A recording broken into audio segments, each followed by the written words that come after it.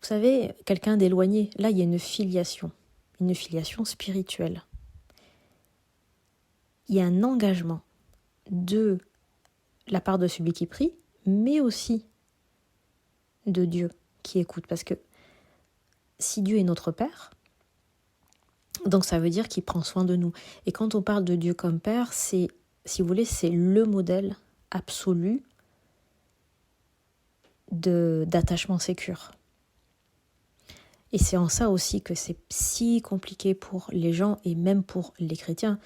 Et même ça a pu être compliqué pour moi de considérer Dieu comme mon Père. Ça a pu être même très compliqué. Et même encore aujourd'hui, parfois je peux douter. Vous voyez, ce manque le manque de confiance en Dieu, ça vient aussi du style d'attachement. Bienvenue dans mon podcast Alliance de souveraines, le podcast des femmes de foi, des femmes qui sont ambitieuses et qui veulent devenir leaders de leur entreprise, leaders d'un mouvement. Bonjour à toutes, j'espère que vous allez bien. Comme promis, on va parler d'une autre Père. Alors c'est vrai que j'ai déjà commencé en fait à prendre un petit bout, mais c'est pas grave. Donc j'ai décidé de tout reprendre dès le début et de voir ensemble qu'est-ce que ça veut dire réellement. Et c'est une prière qui est extrêmement riche, d'autant que c'est, si je puis dire, c'est la seule prière que le Christ nous a enseignée, mais vraiment une prière complète. Et elle est super intéressante. Sur plein d'aspects, elle est vraiment extrêmement riche et toujours d'actualité. Et c'est ça qui est extraordinaire avec les enseignements du Christ, c'est que c'est tout le temps d'actualité. Ok, donc le Notre Père a été enseigné par le Christ après le sermon sur la montagne. Et en fait, il y a un contexte lors duquel le Christ a enseigné cette prière à ses disciples. Il y a un avant le Notre Père. Et cette partie, elle est super importante parce que le Christ préparait le cœur de ses disciples, il préparait le cœur pour expliquer comment se disposer dans la façon de prier le Notre Père. Comment nous disposer physiquement, spirituellement, psychologiquement, énergétiquement. Et donc il dit à ses disciples, lorsque vous priez, ne soyez pas comme les hypocrites qui aiment à prier debout dans les synagogues et au coin des rues pour être vus des hommes. Je vous le dis en vérité, ils reçoivent leur récompense. Alors là, on ne sait pas trop ce que ça veut dire. Du coup, on ne sait pas s'ils reçoivent vraiment leur récompense ou si c'est limite, vous savez, ironique. C'est assez intéressant ce passage-là. Mais je continue. Mais, et ça c'est la partie la plus intéressante, mais quand tu pries, entre dans ta chambre, ferme la porte et prie ton Père qui est là dans le lieu secret. Et ton Père qui voit dans le secret te le rendra. Vous voyez, là, le Christ, il parle déjà de Dieu comme ton Père, notre Père. Et qu'il n'y a que la vraie prière qui vient du cœur, pas celle qu'on formule de façon répétitive ou alors surtout pour se faire remarquer des autres. Et ton Père qui voit dans le secret te le rendra. Et après, il embraye. Donc voici comment vous devez prier. Notre Père qui es aux cieux, que ton nom soit sanctifié. Et on va rester sur ce passage-là aujourd'hui. Notre Père qui es aux cieux, que ton nom soit sanctifié. Là, le Christ, il s'inclut dans la prière. Il y a cette notion de paternité qui n'existait pas dans la Bible, qui n'existait pas d'ailleurs dans aucune religion. Dans aucune religion, Dieu est considéré comme un père. Alors, il y a une allusion au fait que Dieu est un père, donc dans l'Ancien Testament, dans la Bible, où Moïse parle de Dieu comme un père. Mais ça, c'est juste énorme. De parler de Dieu comme un père, c'est tellement plus engageant de prier un Dieu qui est notre père qu'un Dieu tout court, qu'un Dieu lointain. Vous savez, quelqu'un d'éloigné, là, il y a une filiation spirituelle. Il y a un engagement de la part de celui qui prie, mais aussi de Dieu qui écoute. Parce que si Dieu est notre Père, donc ça veut dire qu'il prend soin de nous. Et quand on parle de Dieu comme Père, c'est, si vous voulez, c'est le modèle absolu d'attachement sécure. Et c'est en ça aussi que c'est si compliqué pour les gens et même pour les chrétiens. Et même ça a pu être compliqué pour moi de considérer Dieu comme mon père. Ça a pu être même très compliqué. Et même encore aujourd'hui, parfois je peux douter. Vous voyez, ce manque de, en fait, le manque de confiance en Dieu, ça vient aussi du style d'attachement. On ne peut pas avoir totalement confiance en un Dieu qui est notre Père quand on a eu un style d'attachement, quand on a développé un style d'attachement insécure. Et c'est en ça que la foi et le lien qu'on crée avec Dieu au travers de la prière est ultra important, justement pour recréer ce lien sécure, ce style d'attachement sécure. Parce que c'est quelque chose qui peut se créer bien plus tard à l'âge adulte. Il n'y a pas de condamnation. J'ai eu une enfance toxique, j'ai développé un style d'attachement insécure, donc je vais rester insécure toute ma vie, pas du tout. Je ne trouve pas le terme, là je l'ai sur le bout de la langue, mais ça se renégocie, voilà, il y a une renégociation du style d'attachement. Donc, notre Père qui est aux cieux. Alors là, les cieux, c'est pas le ciel tel qu'on le voit nous, c'est-à-dire une grande masse bleue avec des nuages. C'est vraiment le lieu où tout est possible, d'où tout nous vient. Et d'ailleurs, d'où on vient nous-mêmes. Puisque nous sommes des êtres spirituels, je préfère dire, nous avons une âme qui est immortelle, et nous sommes venus nous incarner dans des corps mortels. Et notre âme, elle vient pas elle vient pas de nulle part, elle vient de ce ciel. Donc notre âme, elle connaît déjà le ciel. Et là, ça nous... Alors déjà, on prie notre Père, ok, donc il y a une histoire de filiation, et le Christ, ça nous implique aussi, enfin on implique le Christ dans notre prière, donc il y a aussi cette intercession de Jésus. Quand on prie le Notre Père, on n'est pas jamais tout seul à prier le Notre Père.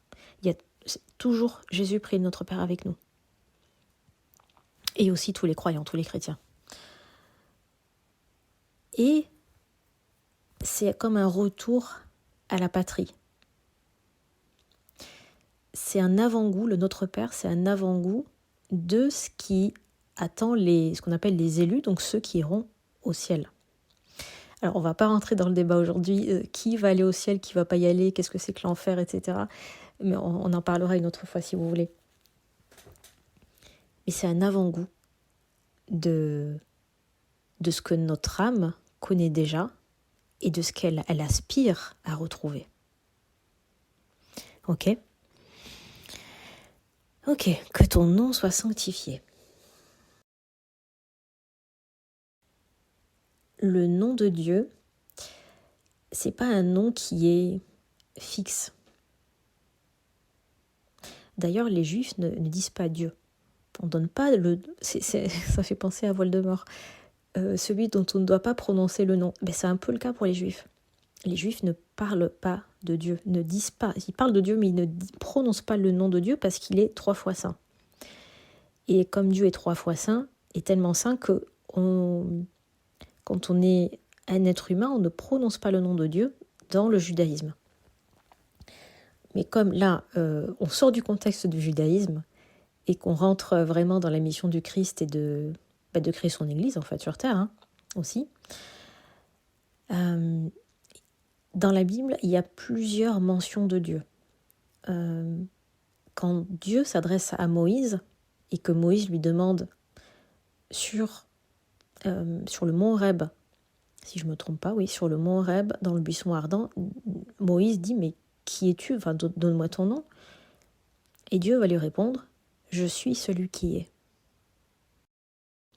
Mais vous voyez ce que je veux dire, en fait, le truc, c'est pas de donner un nom à Dieu, un nom fixe. Il n'y a pas quelque chose de fixe, c'est quelque chose d'impalpable, c'est quelque chose d'insaisissable. Parce que, vous savez pourquoi ? Parce que Dieu ne nous appartient pas. Dieu ne nous appartient pas. Et c'est ça aussi la manifestation. Je manifeste parce que je sais que Dieu ne m'appartient pas. Donc je laisse les choses arriver comme elles doivent arriver, parce que la manifestation, oui, on manifeste tout le temps. La manifestation consciente, elle est hyper importante pour prendre conscience de ce qu'on fait et de mettre toutes les billes de notre côté pour vivre notre vie de la façon pas la plus agréable possible, parce que je ne crois pas trop qu'une vie puisse être agréable, mais en tout cas la plus proche de notre alignement. Et oui, la manifestation, elle peut passer par un chemin différent de ce qu'on voudrait, parce que Dieu ne nous appartient pas. Donc quand on manifeste, on va formuler une demande, on va visualiser notre demande, on va l'écrire, on va la verbaliser, ok, mais après c'est Dieu qui s'en occupe. On n'a pas de droit de propriété sur la façon dont les choses se passent. Et aussi, ça passe par justement la façon dont on s'adresse à Dieu.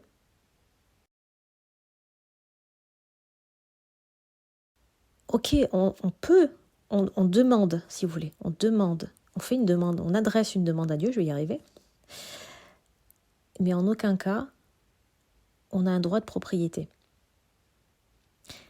Et vous comprenez que ça peut être dérangeant aussi. Parce que autant Dieu est notre Père, mais autant on n'a aucun droit sur lui.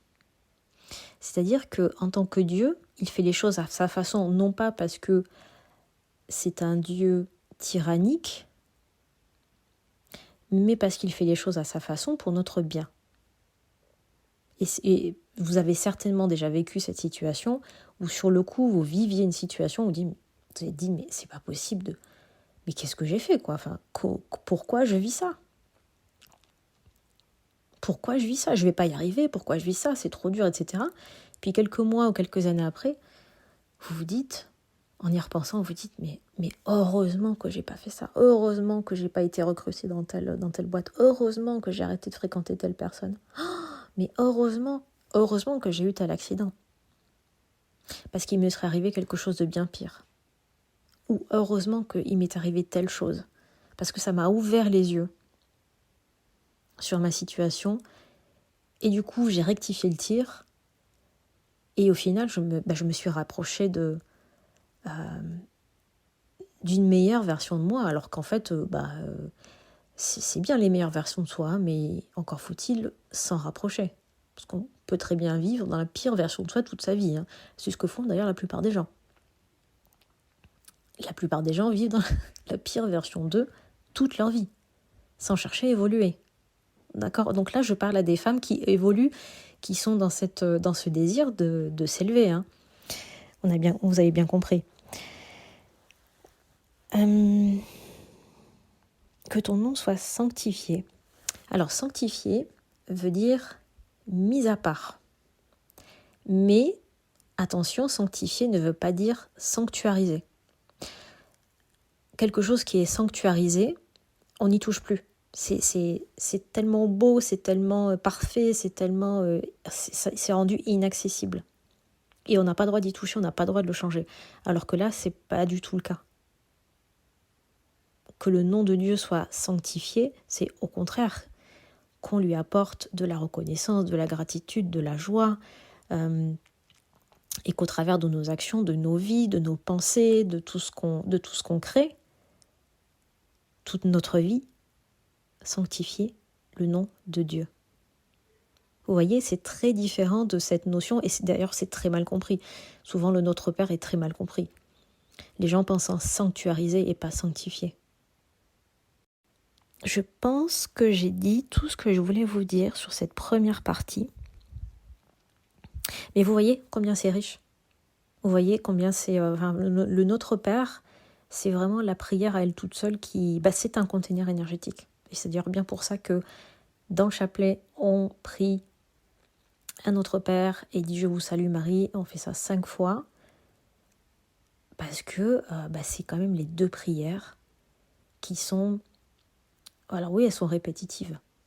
Alors oui, parfois c'est barbant, on va pas se le cacher. Mais je vous assure, c'est vraiment un container. Et justement, le fait d'être dans cette répétition, alors là je déborde un peu du sujet, mais dans le chapelet, le fait d'être dans cette répétition, ça oblige à nous être focus. Ok, pourquoi je prie le chapelet ?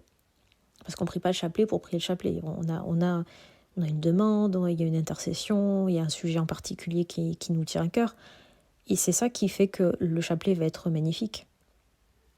C'est parce qu'on va avoir ce focus malgré le côté redondant, malgré le côté répétitif du chapelet.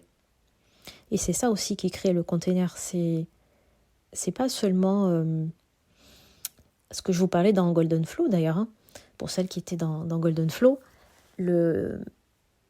ce container énergétique, c'est quelque chose d'impermanent, mais c'est quelque chose en tout cas, je vais dire qui se stabilise par la stabilité, oui, oui, par l'ancrage. L'ancrage et la prière du chapelet, c'est la prière la plus ancrante qui soit justement parce qu'elle est rébarbative. Parfois, elle est répétitive. On continue le Notre Père au prochain audio. D'ici là, je vous souhaite une excellente fin de journée. Je vous embrasse et je vous dis à très vite.